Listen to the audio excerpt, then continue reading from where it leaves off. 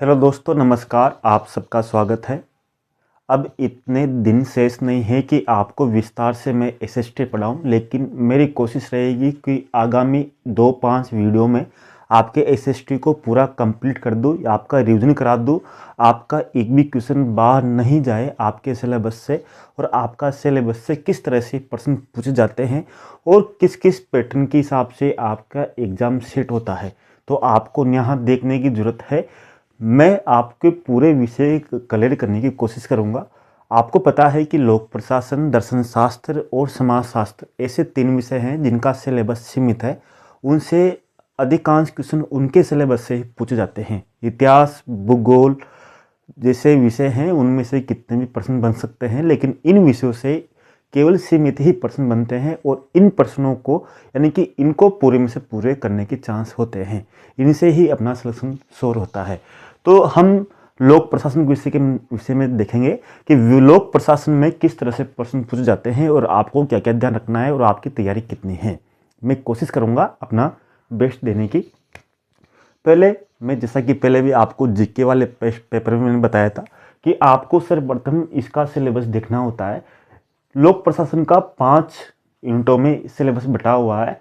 जैसे लोक प्रशासन का अर्थ, प्रकृति, क्षेत्र, महत्व, लोक प्रशासन का विषय के रूप में विकास, लोक प्रशासन के सिद्धांत, प्रशासनिक व्यवहार, निर्णय निर्माण, नेतृत्व, संचार, अभिप्रेरणा। ठीक है। प्रथम द्वितीय प्रशासन सुधार आयोग और लोकपाल, लोकायुक्त और सूचना का अधिकार। इस तरह से आपके 5 टॉपिक दिए हुए हैं। अब तक आपके 2016-2018 में अब तक आपके लगभग 28 क्वेश्चन पूछे गए हैं लोक प्रशासन से।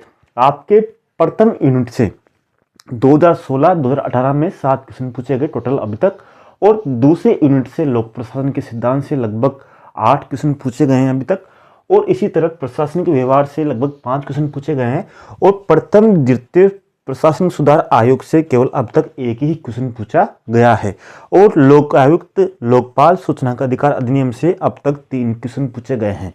2016 में लोकपाल विधेयक 2011 वाला पूछा गया, वही क्वेश्चन आपके रिपीट कर दिया गया है, क्योंकि लोकपाल और लोकायुक्त में ऐसा कुछ नहीं है जो आपसे पूछा जा सके।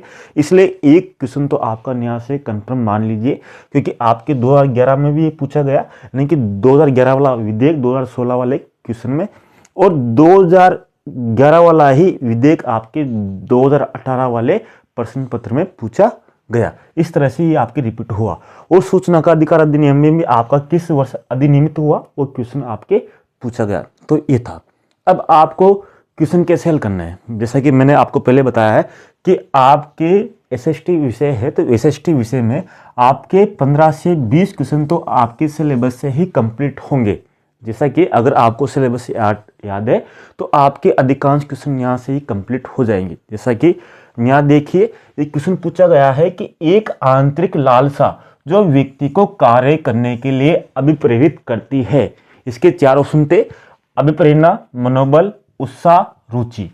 4 ऑप्शन थे, लेकिन जिसको पता था कि अपने लोक प्रशासन में इनमें से सिलेबस में क्या है, अगर जिसको पता होगा कि अपने सिलेबस में अभिप्रेरणा है, जैसे यहाँ पर दिया हुआ है अभिप्रेरणा सिलेबस में, तो उसका आंसर क्या था?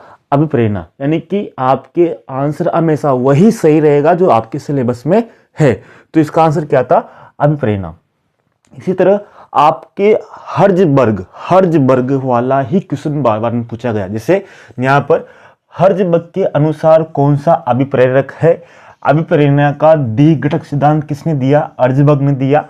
हर्ज वर्ग के अनुसार कौन सा एक अभिप्रेरक तत्व है? पूरे के पूरे आपके अभिप्रेरणा से ही क्वेश्चन पूछे गए, और एक क्वेश्चन आपके निर्णय निर्माण से पूछा गया। यानी कि अब तक आपके न तो संसार से कोई क्वेश्चन पूछा गया, न कोई आपके नेतृत्व से कोई क्वेश्चन पूछा गया। तो संचार और नेतृत्व को इस बार जरूर देखना, और इनको भी देखना है आपको। यानी कि आपके अभी तक हर्ज वर्ग वाला ही क्वेश्चन पूछा गया।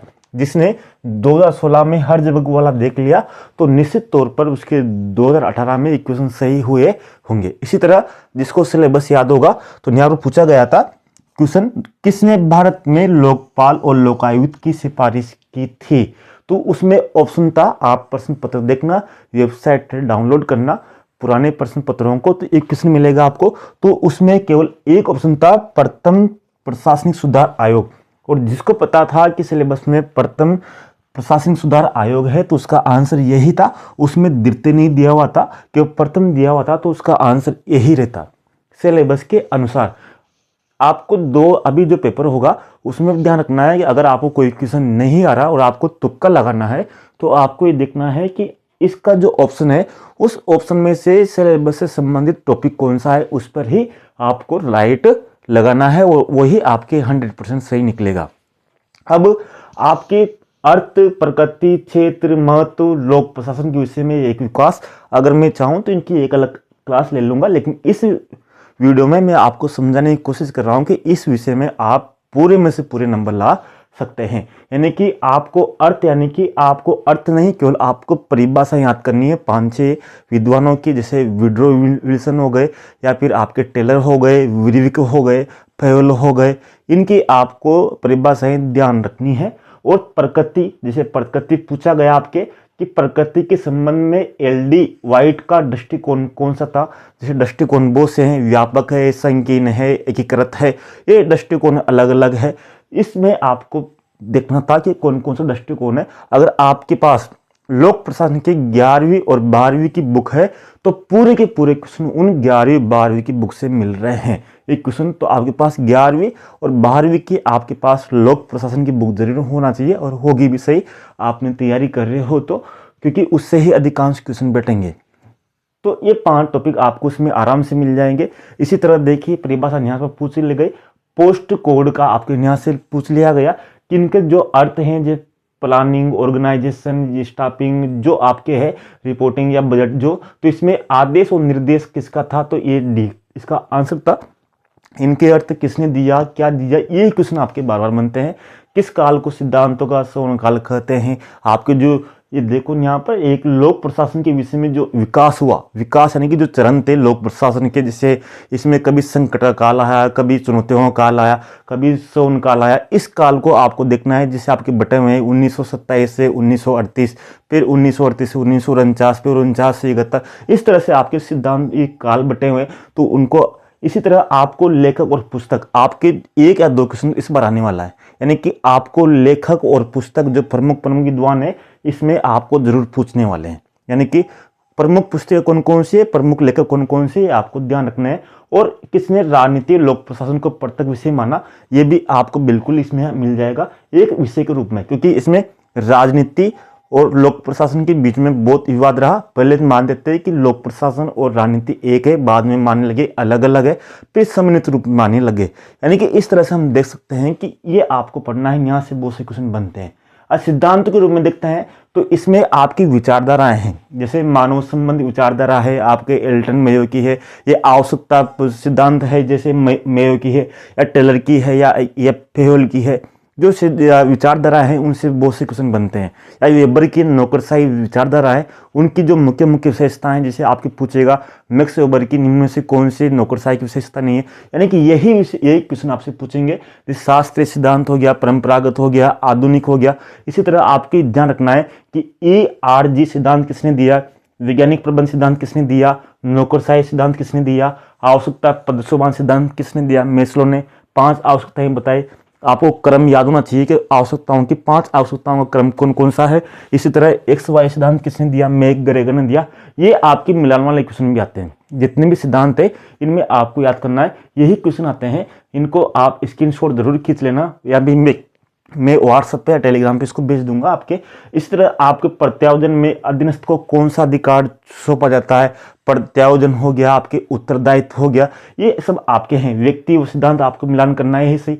इसी तरह संगठन के सिद्धांत को किसने लोकायुक्ति की कहकर आलोचना की, जिसे हर्बर्ट साइमन था उसने आलोचना की थी। मैक्स वेबर की आदर्श नौकरशाही की विशेषता कौन सी नहीं है, यानी कि विशेषताएं आपको टेलर की वैज्ञानिक प्रबंध के सिद्धांत है, हेनिल फेवल के जो कारखाना प्रबंध है, एक सब कुछ ना आपको ध्यान रखने हैं। इसी तरह ये इस तरह से मेरा उद्देश्य यह है कि इसके आसपास ही आपके पूरे क्वेश्चन बनते हैं, तो कम से कम आपको इनको एक बार जरूर देखना है। मैं कोशिश करूंगा कि आपके एक एक विषय का सामाजिक विज्ञान का एक बार आपके वीडियो बना दूं। उसके बाद में जो समय मिलेगा मैं आपके लिए क्वेश्चन लेके आऊँगा इनसे संबंधित ही, ताकि आपके पूरा एक बार सामाजिक विज्ञान का एक बार जो सिलेबस है पूर्ण रूप से हो जाए।